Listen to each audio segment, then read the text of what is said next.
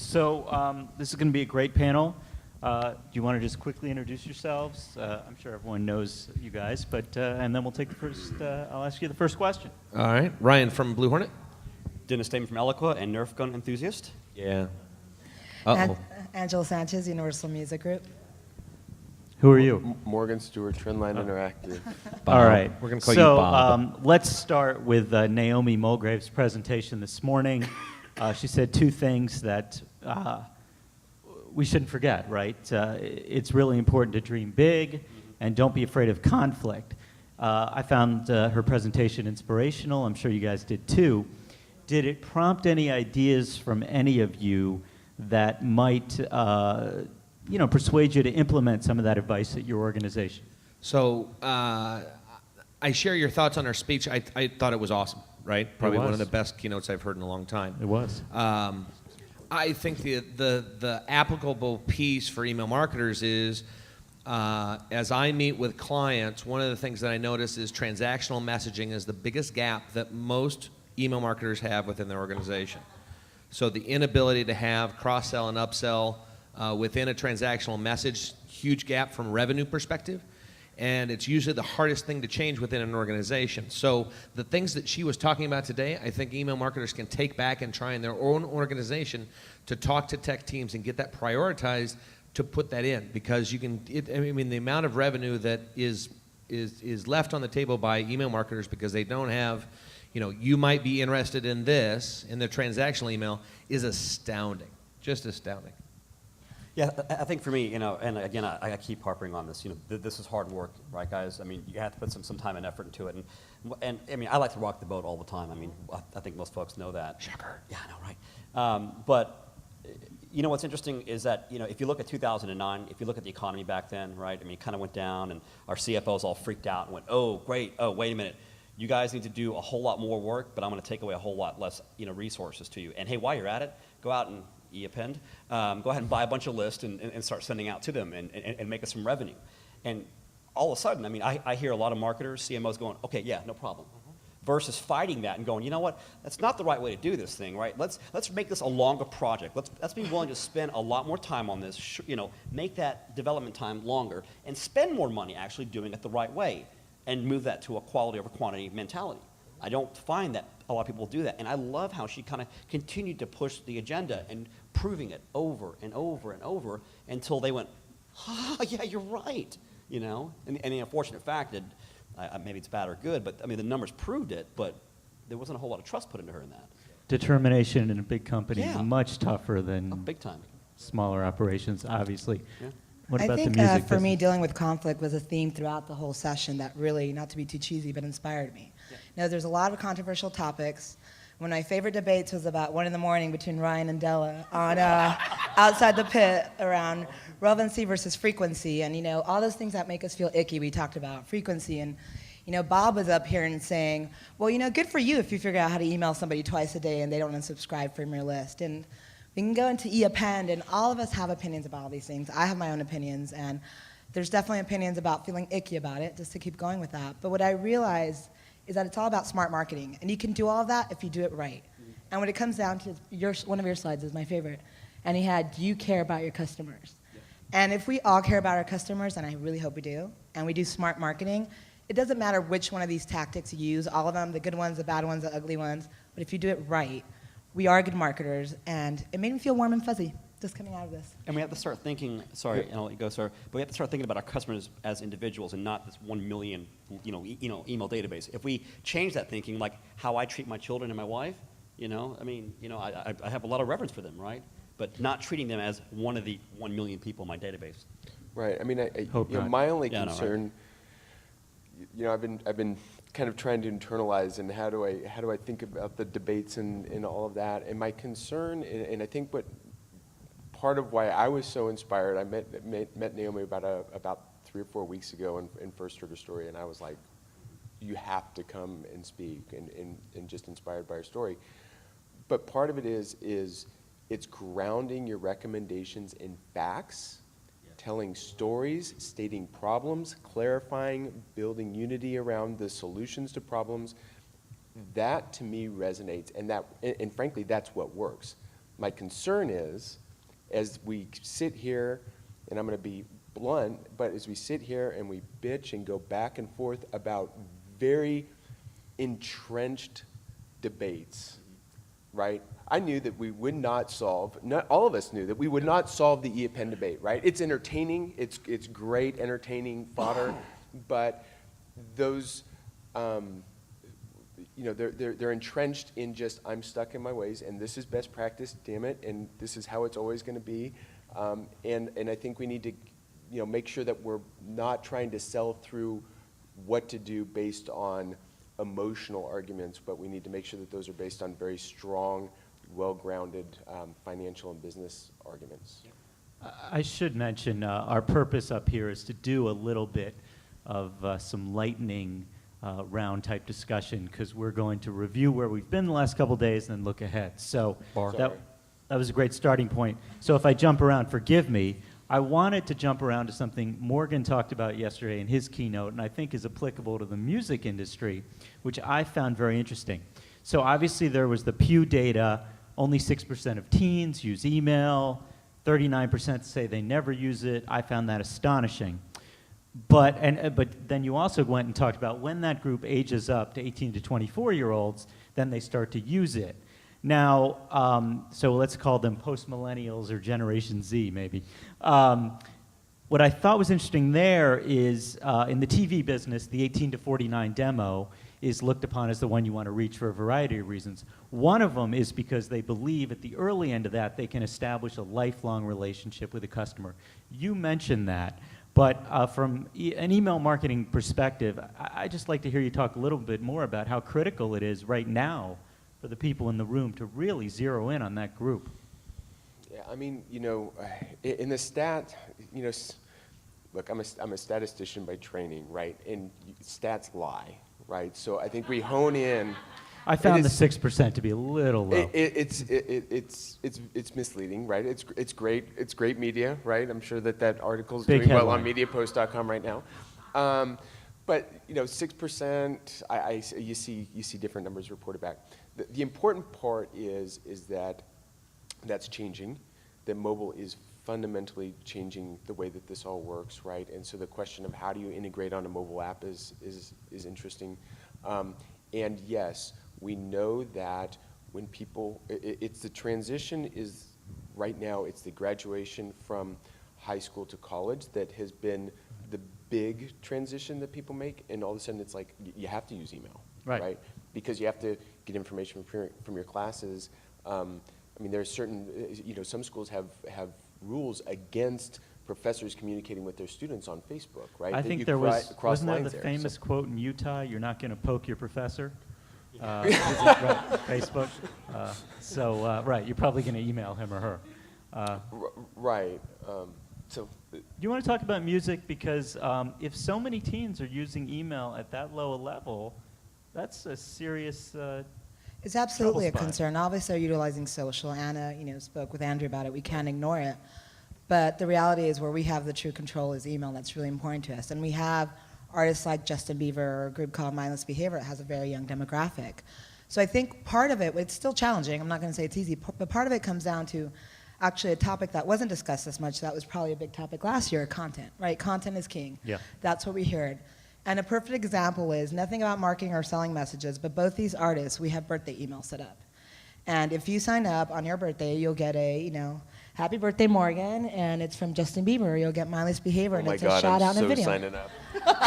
Actually, I believe you're already on both lists. But right, you have no idea the engagement that we get around that and the viral effect we get from, forget about us trying to sell the record, just around that email in itself, because that 15-year-old fan wants to hear that message. So, but what I thought was interesting about what you said just now, even reiterating, Ryan, if you would, and it was brought up many times, with smartphones growing, and with that, younger people may be using email because it's quote-unquote cool, mobile optimization, so an email looks appealing and the content looks great on a smartphone is going to be exceedingly critical going forward. Yeah, I mean, there's one stat that we saw, which was like 75% of people, if they get a email on the mobile device and it looks bad, the top thing they do is delete it. The second top thing that they do, like at 16%, was they unsubscribe.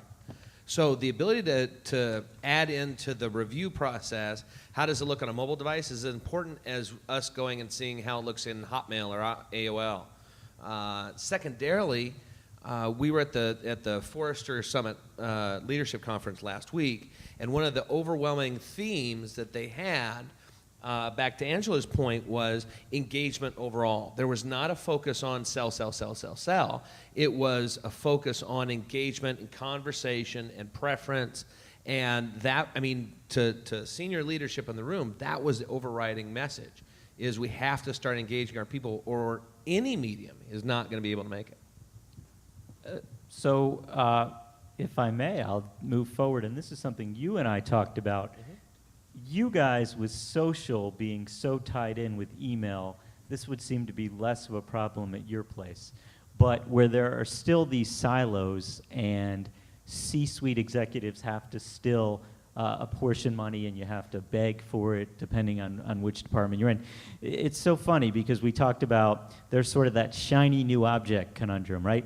So they want search, these executives. They know Google. They want social. They know Facebook. They all love their smartphones. But email doesn't quite have that blue chip brand, right, that makes them think, oh, yeah, do that. Here's some more money. Dennis, do you want to take that? And then Ryan, seems like you have some thoughts as well. Yeah. So if the question is more of, how do we solve that problem, that's a thing that I wrestle with every single day, Sure. Especially as a marketing automation provider, right? I mean, the email is now so entrenched in a lot of us for 30 years that it's like driving your car. It's like, answering the telephone now. It has lost its luster.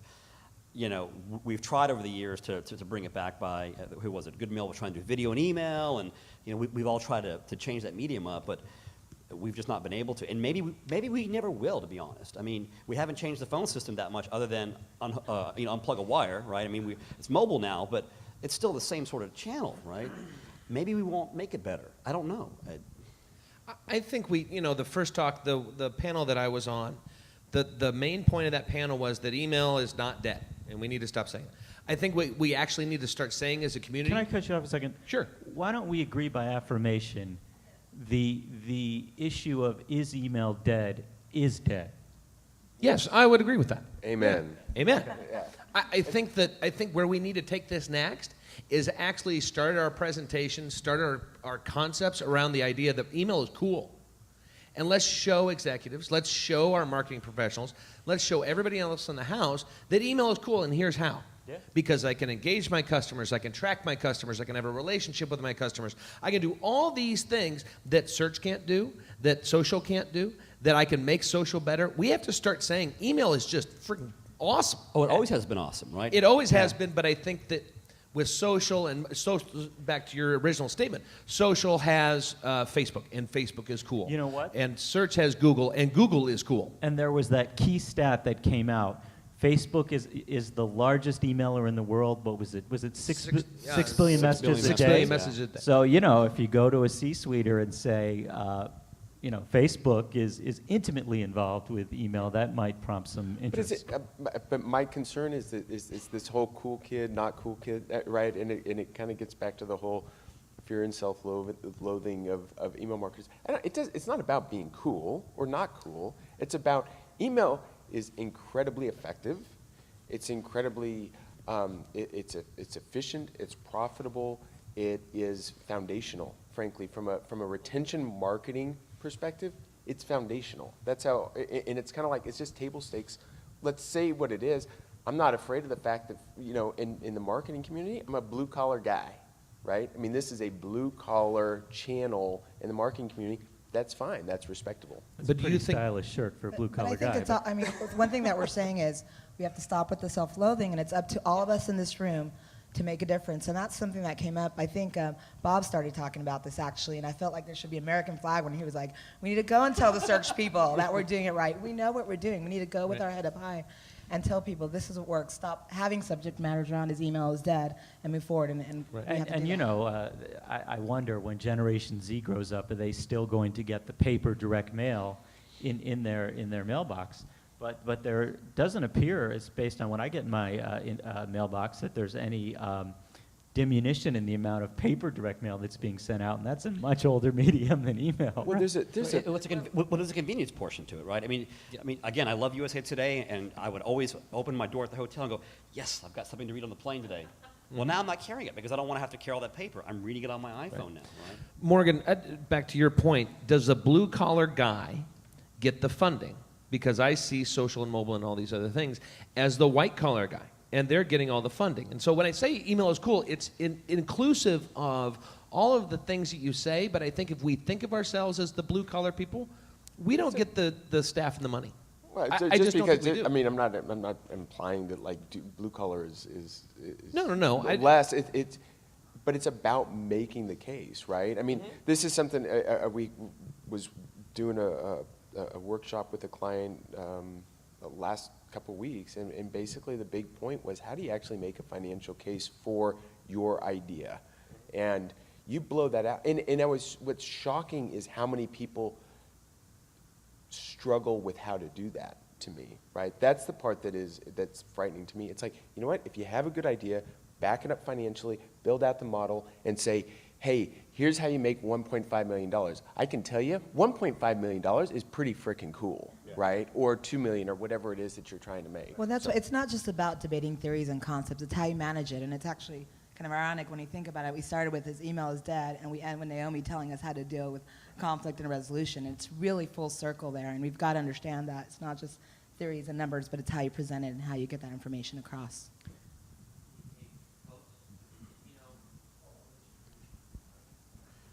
Get him a mic. Mr. Frady.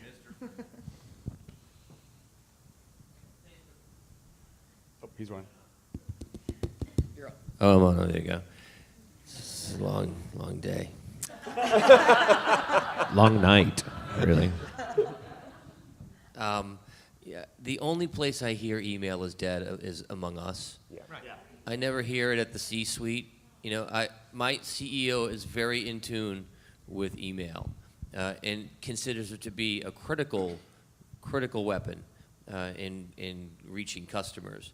So email is dead, except for maybe Facebook email, which really is dead. It's only us that talks about it. And how do we stop as a group spewing the nonsense that email's dead? I mean, it's not sexy, it's not hot, but it's certainly not dead. And I think part of the problem is that we've all gotten so used to it, and I'll use opens and clicks as an example, right? Yeah. We've gotten so used to opens and clicks being X, right? And it's never risen any further than where it's at. And we have in our expectations, it's like, it's like cars, right? Cars get faster over time, right? And us as guys, a lot of you guys might like fast cars. I expect them to get faster, but in email, I don't think opens and clicks are going to change very much in terms of where they're at today.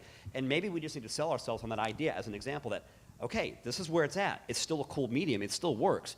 I'm not going to get over 15% or whatever it is that you get in opens and clicks. That's just the case. It is about giving it more value, because what I do hear in my organization is social is better and more effective without a reason for it, especially when I'm in with. So it's the value of it, not whether it's dead or not, but just proving the value of it over other mediums. Well, and I think Bob, that's part of why why we wanted to hit on that whole idea of attribution, right?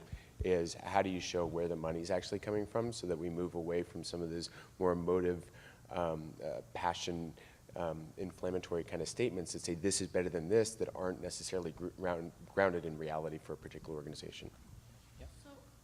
So I don't think that we're looking at our budgets correctly, because when you go all in on your ESP, your team, and your creative services, these are not insignificant. Now, it's a rounding error compared to TV, but these are major budgets that that we're debating every single day in negotiations. I struggle to. I know certain companies, and they all differ, that don't have social teams that have the luxury of those kind of numbers. Search does, because they have to pay for clicks and what have you, but social is very different.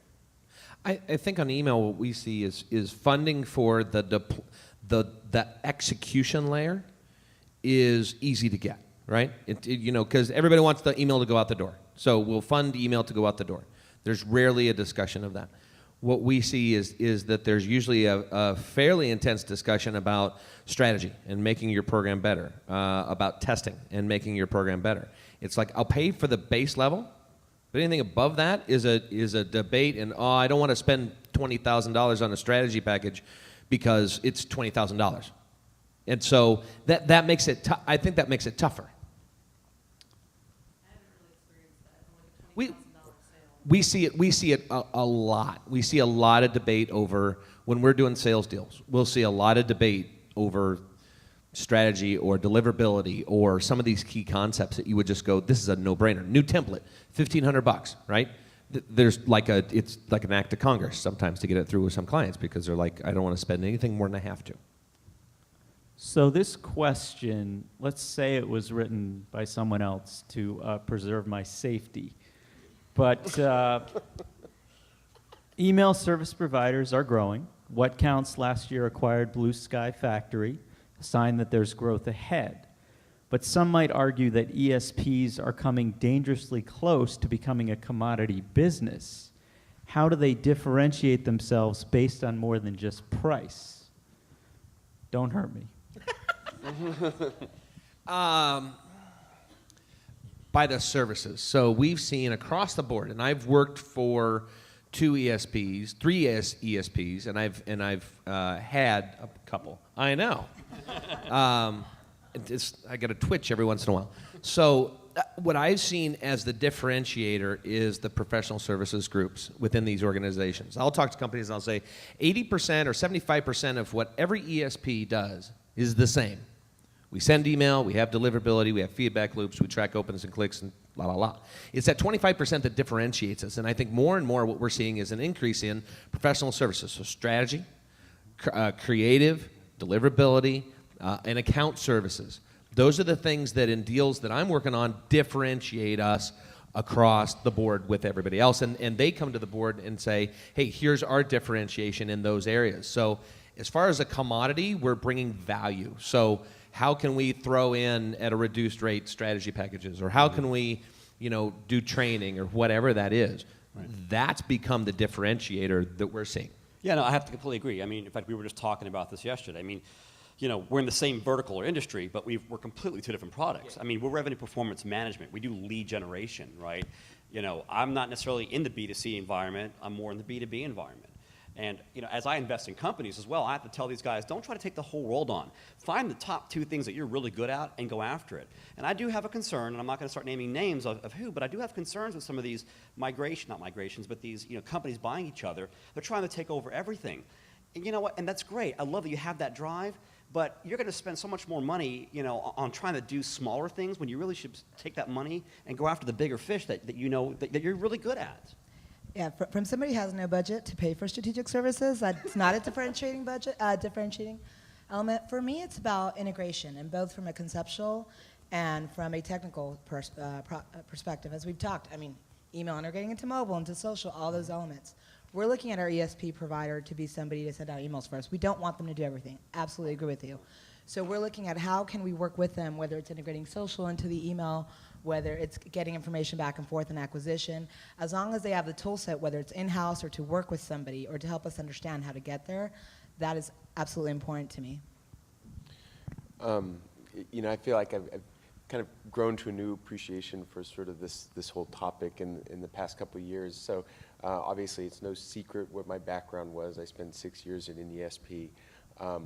And kind of actually a little bit different than Ryan's perspective. I think where companies differentiate is different. There is a commoditization. There is a lot of downward price pressure. There are companies who will come in, and ESPs who will come in and drop their pants on price and put pressure on everybody else to do the same. And so there is a intense pressure from a CPM that prices are coming down. I think the big areas that I see people differentiating themselves, data, what kind of data they can take in, what they can segment volumes, speed of delivery, SLAs, how big are you, how flexible are you? UIs are different, right? I mean, there are some great UIs. I mean, Blue Hornet has a fantastic UI. There are some other ESPs that have horrid UIs, right? But they may handle the data, may have more scalability from a data perspective or something like that. So I think it's a little bit different, but there is a constant downward price pressure. And from a services, you see some people who that's really attractive that you differentiate on services, and other people frankly don't care. I mean, that's why we did what we. That's why I started Trendline. Was some organizations didn't want their strategy or their services bundled with their ESP. They wanted to kind of keep a separation of church and state there, and that's what we're trying to do. Well, and we were talking about that last night with Damon, and unfortunately he's left now, but at the pool last night, right? We were talking about some of the brands that were here where they're using him, me, that they're using 4 or 5 different, and that's fine. That's completely fine, right? It's not a competitive situation. They're not trying to get around spam filters and whatnot, but there's different services in which you do better at, I do better at. Damon, everybody does something different. And it's funny, a lot of vendors or a lot of clients are looking around at different vendors and what they can do. So I do consulting, even with Blue Hornet. I do consulting for companies that are with other ESPs. Because, back to Morgan, not separation of church and state sometimes. And sometimes it's, I like your strategy thought better than I like the person the company I'm with. So it's a challenge for us, I think, always to be customer focused as far as who we have. But I think everybody has a right perspective. So as we move towards the end, there are 2 more topics I'd like to take on. I would like to bring up EAPEN, but I won't. So, privacy. Because we changed our mind last night. We're actually now for EAPEN, and we think it's cool. Because we were going to talk about that, but then thought... You're ready for Cortic's battle? in the back, Okay. jumping up and down. He's pacing. Vijay Lala, the attorney, I thought he gave a nice rundown of privacy issues facing email marketing and behavioral targeting, what may come, what's there, particularly what may get more scrutiny in Washington. Right. I think, Dennis, this is something you do monitor.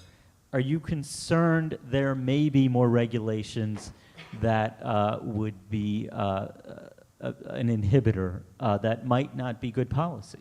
Yeah, sure. So the article that you wrote actually this morning was great. If you guys haven't read it yet, on your table, it's a great article with Vijay in it. But there is some concern, right? I mean, the legislators are now starting to get involved in the situation because what they've heard, unfortunately, are, I don't want to call names out for ESPs, but, there were several breaches in the last year or 2, right? And so they're freaking out, and they're saying, hey, privacy, privacy, privacy, we need to put legislation out there. And in reality, when I'm on the Hill talking with Al Franken, as an example, I'm telling him, no, it's not about privacy, it's about security. We've got to have security regulations on how to protect that data so it doesn't get stolen, right? Because if you look at, I don't know how many of you guys read this stuff, it's quite interesting when you read a 120-page report from the FTC, but these guys, the White House, Obama, in the last couple of weeks while we're out there, put out a blueprint for privacy and said, self-regulatory models are working, meaning that what you guys are doing right now in asking for permission and giving an opt-out and being clear about what you're going to be doing with the information, they love it. I mean, it is actually working, which means we have to continue doing that. The FTC said the exact same thing.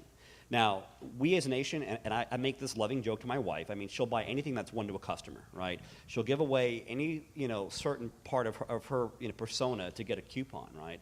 We are a buy one, get one free nation here in the U.S., and that's why we typically have opt-out laws. Now, you go to Europe and you go to Canada, for those who deal with it, it's completely explicit opt-in, right? And I think the regulators here realize, though, that, if you look at Facebook and Twitter, they're here in the U.S. They were here in the U.S. because they could make a business based on the opt-out model, and it's worked very well. You don't see them in Europe, right? But we are trying to push on the Hill. I mean, we are trying to go back and say, listen, guys, we get the fact that health data and credit card data is important to protect. But come on, really, marketing data, let's kind of bring it down a little bit. Let's make those definitions not so broad and still make what analytics, cookies, have been doing for us for 20 years. Let that continue doing the work that we want. Gives relevant, targeted content to our user base, and it works. Just to add your point about global, I was going to say what scares me more than stricter guidelines here are all the different policies around the globe. And if you deal with that, and we had that conversation at Rosanna, it came up a lot.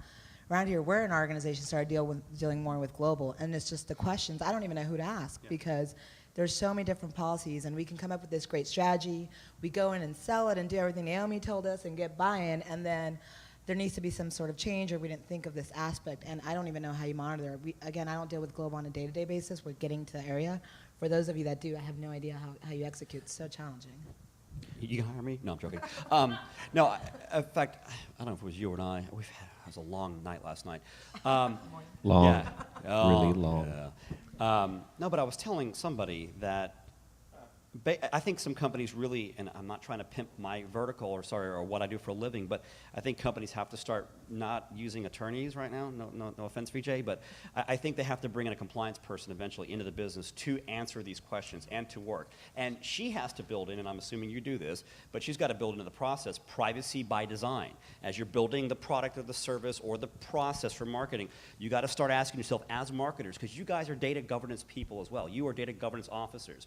You're responsible for that data, and as you're doing things and building programs, you need to start thinking to yourself, okay, why do I need this data, and how am I going to get permission, and how long am I going to hold on to it? You need to start building that in. So if you've never heard of this or thought about this, go look up privacy by design. It is a very simple concept, and it will keep you in that self-regulatory model that, again, the FTC and Obama is praising right now. Yeah.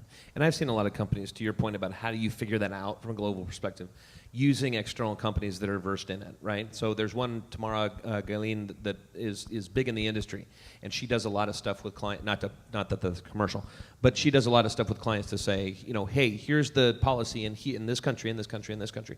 And from a compliance standpoint, if you don't have the infrastructure to hire somebody dedicated to it, you can do contract work to bring that in. So I've seen a lot of companies do that just to augment the fact that I can't have a full head count. Yeah, there's several law firms that will do this stuff, and I can talk to you if you want it. If you guys use Trustee probably on your websites. They do a great job of doing privacy assessments too. Yep. Let me ask Morgan as we wrap. I found Liz Gould's evangelism in favor of Pinterest very interesting this morning. There was a brief, if I have this right, mention of Pinterest a day or so ago, but that was quick. She was on the case and really in favor of it. So using that as one thing, as we look ahead to when this group meets again in December, what topics do we think are going to be on the agenda? The reason Pinterest piqued my interest was because we talk about Facebook and Twitter and how to integrate with those. Now we have another one that apparently is doing great for Barney's. So using that as a lead-in, what are we going to be talking about then? List rentals. List rentals. That's where it's at, baby. And we're going to put Della on the panel too, because that'll make it fun. I'm a huge fan of Pinterest as well, and so who knows? What are the social networks? I mean, part of the thing with social is it is changing so fast, right? And the one thing I haven't heard, and I find quotes in comments from people that I talk to and interview really fascinating. And one is, I talked to a teenage girl about 17 years old and was asking about Facebook, and she's like, "Yeah, it's kind of boring." Oh my God. I mean, these things Was are. she Amish? Sorry. No, it's things are changing. Things are changing so fast. So part of the reason that the programming of this show does happen fairly late. Part of the reason why a lot of people in this room who were on stage got asked to be on stage 4 weeks, 6 weeks ahead, is because we don't know what the hot topic's going to be in 6 or 7 months. So what do I think it's going to be? I think I'm fascinated by the mobile stuff. I think that, to me, that's a big topic. Huge, right? It's mobile enormous. optimization with Well, and smartphones. it's not even mobile optimization. It's apps. Like, how do we get at that, right? What data is going to come out of iOS, all that stuff, and how do we leverage that? Social, those will be big, and then we should probably come back to content, because yes, that was a glaring Angela, let me ask you, Pinterest. I'm just curious. You guys are on the cutting edge of social. Is that anything you're using? Let me tell you how Pinterest. We were with our smaller team in the division I'm in, and I said, "Can you do a quick 5-minute thing on Pinterest?" And so our 5 quick slides, the last one is, how do we use Pinterest? And we answered it with, we don't know. We don't know yet. And we're trying out and making it really lifestyle oriented, but I don't know, and I don't know if I'll have the answer at the next email center. You know what's funny about that? And we were just laughing at the table earlier. I read an article, and I'll tweet it out here in a couple minutes, and you guys can see it. But Xerox has said that Pinterest is probably not going to be in their interest right now, right? And I looked at Ryan and I said, shocker. Yeah, I can see the IT guy, walking around, going, oh my God, there's a JT1000. I'm going to pin that copier up there. I mean, it doesn't work for them, and they've already realized that that's not going to be a medium that they really need to go after, and that's fine. I think that's wonderful that they're not going to waste money and time on. And I don't mean to set a wall around that. Are there other topics you think in December for all three of you that I was will going be to say database marketing. There's two things this time. First of all, everybody talks about the holy grail and single view and database, and we all go, yeah, we want it, we don't have it. And I think one of my favorite slides too was when Joel Book was up here and said, campaign marketing is starting to look like database marketing. I went up to him and said, I want that slide because it's so true. And I think we covered it last year with Arthur, and we need to come back to that more. I think Rosanna's hoping for a panel, right? Hey, we'll talk. I got nothing. You got nothing? Any more questions before we wrap? We're all going to the pool after this? You know what's been funny, and this is Dennis and I were talking when we walked in. Usually this session, this day, it's nobody here, right? Especially first session because it was a late night. But we walked in and it was like, holy crap, there's a lot of people here. And I think over the last 3 days, what I've seen is a lot of participation, a lot of great discussion, and some energy from this group that I haven't seen for a while. So I was really encouraged by just the people that showed up and the discussions went on, and the fact that on the last day in the morning, gosh, this room was pretty full. Yeah, I mean, I keep mentioning Roseanne. I mean, she's a good friend of mine, but when I asked her to come out here and be a part of this, I was trying to explain to her that, okay, yeah, when you talk to your boss, yeah, it's going to be 8 to 1, and then you get to go kayaking, I said, however, but while you're kayaking, you're going to have some great conversations with some, with some great people, right? And to be honest, I have to say thank you, to you guys to, having fun and sticking it out there, right? And going out and not just doing business in here, but doing it out there. I mean, that is part of it. A lot of folks went, oh, well, this is kind of a mini vacation. Well, no, it's not. I mean, it's a time for you to do work. I mean, we had a great conversation last night just about, what's been going on history-wise. So, again, I was very surprised at today, but I think, I don't know, maybe it's the content, maybe it's the current controversies that are going on, but, maybe it's Saturday. I don't know. I think it's been a great summit, and so thanks for having me be a part of it, and can we give this panel a round of applause?